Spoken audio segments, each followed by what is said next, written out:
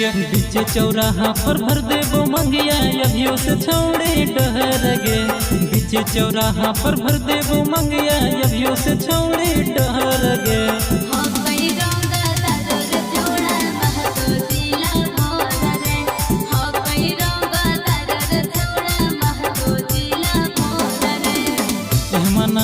चलतो के छौड़ी के करो कहर गे।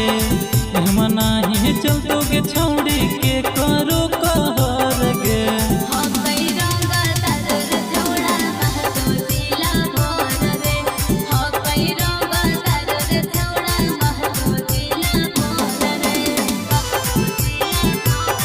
मां प्रतिमा रिकॉर्डिंग स्टूडियो शेखपुरा।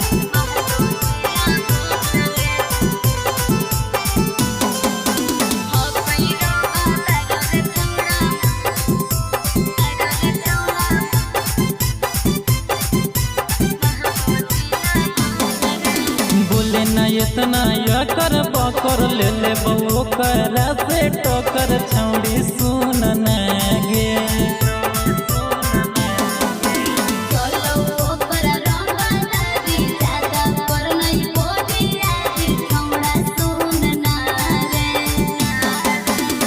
हमरो रंग दरी के छौड़ी चलो है पूरा शहर गे।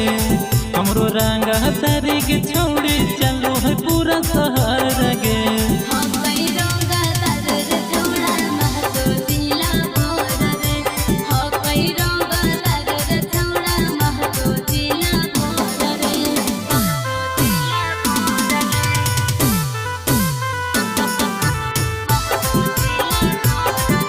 मां प्रतिमा रिकॉर्डिंग स्टूडियो शेखपुरा।